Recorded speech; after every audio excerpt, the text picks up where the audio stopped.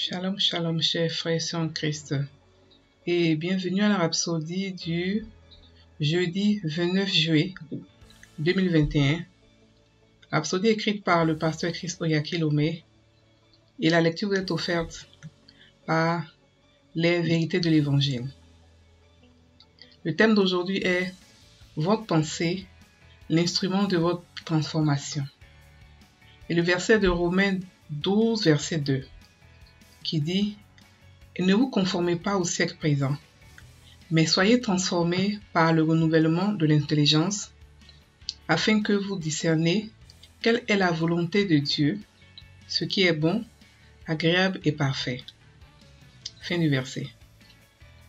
Le pasteur dit « La parole de Dieu est claire à propos de comment avoir une vie fructueuse, productive et efficace de succès.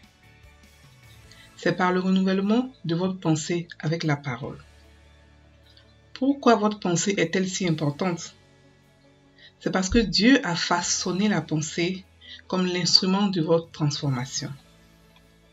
Votre pensée est illimitée dans son potentiel pour créer tout ce que vous désirez. Lorsque vous mettez à l'œuvre le pouvoir de votre pensée, les possibilités sont infinies. Il n'y a pas de limite à ce que vous pouvez réaliser et aucune restriction quant à la façon dont vous pouvez vous propulser dans la vie. Votre prospérité est essentiellement déterminée par le contenu et la qualité de votre pensée. Car avec votre pensée, vous pouvez tout changer sur vous-même. Vous pouvez établir une structure et une administration parfaite pour votre vie et profiter au maximum de la vie et des bénédictions spéciales que Dieu vous a données. Ouvrez votre pensée à la parole de Dieu par l'étude et la méditation. 2 Timothée 2,15 dit « Efforce-toi de te présenter devant Dieu comme un homme éprouvé, un ouvrier qui n'a point à rougir, qui dispense droitement la parole de la vérité. » Grâce à une méditation consciente sur la parole de Dieu, votre pensée est organisée et programmée pour l'excellence, la grandeur et le succès. Son contenu et ses processus sont synchronisés avec les pensées de Dieu et sa volonté parfaite pour votre vie. C'est ce qui apporte la transformation. C'est ce que vous êtes aujourd'hui est une fonction ou expression de l'œuvre de votre pensée. Par la parole de Dieu, vous pouvez travailler sur votre pensée et changer son contenu, et ce changement apparaîtra dans votre vie comme une amélioration, se reflétant dans votre caractère et les résultats que vous produisez. Fin de la rhapsodie. Le pasteur ici explique comment est-ce que la manière de penser peut affecter qui nous sommes. Il explique que notre pensée, notre imagination est l'instrument de notre transformation. Et que pour que nous puissions être transformés, nous devons avoir la pensée de Dieu. Nous devons penser comme Dieu pour être transformés comme Dieu, à l'image de Dieu. Et que notre pensée, notre imagination est un instrument tellement puissant et que ce que nous avons pensé hier est ce que nous voyons aujourd'hui dans notre vie. Il explique que notre pensée est illimitée. Avec la manière de penser, nous pouvons avoir des choses illimitées. Il n'y a pas de frein à ce que nous pouvons accomplir avec notre pensée. Et notre pensée a des pouvoirs illimités, infinis. Il n'y a aucune restriction. Rien ne peut arrêter la manière de penser, notre pensée. C'est pour cela que nous pouvons voir souvent des gens qui sont en prison, mais par leurs rêves, par leur imagination, par leur pensée, ils sont libres. On peut emprisonner le corps de quelqu'un, mais pas emprisonner ses pensées s'il ne veut pas que ses pensées soient emprisonnées. C'est la liberté que Dieu nous a donnée. Et nous sommes les seuls êtres humains à avoir une imagination. Il explique que notre imagination, notre pensée est notre pouvoir de création. Que nous pouvons penser, nous pouvons créer des choses dans notre tête avant de l'envoyer à l'existence.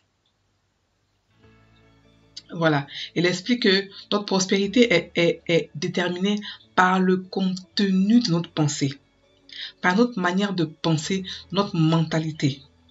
Et ça, on peut le changer. On peut aujourd'hui avoir une pensée, une mentalité plutôt de personnes coincées et tout ça, mais on peut le changer comment?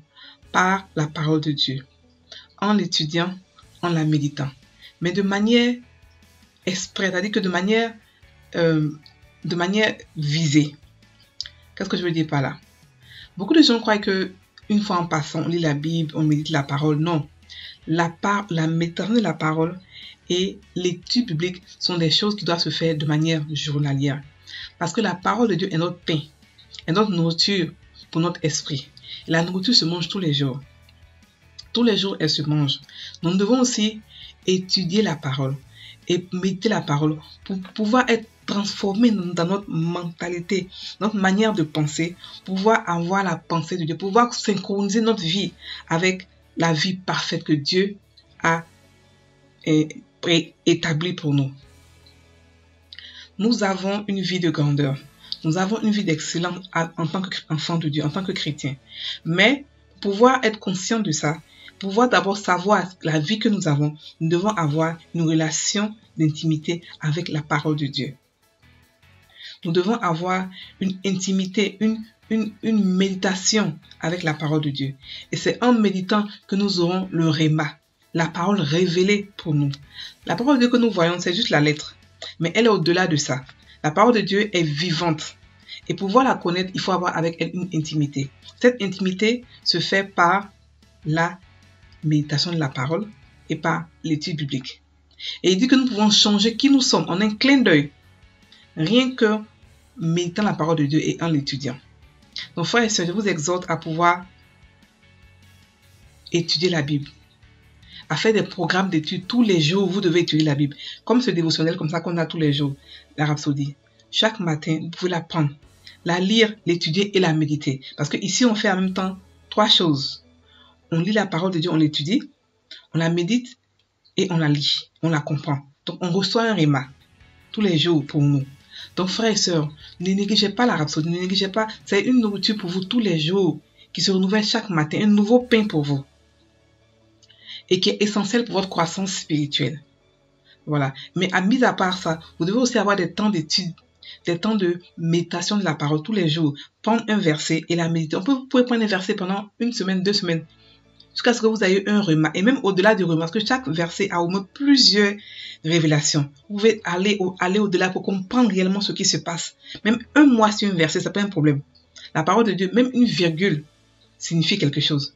Même une virgule a une révélation, a un réma. Donc je vous exhorte, frères et sœurs, à pouvoir aimer la parole de Dieu, à avoir avec la parole de Dieu une intimité, une relation.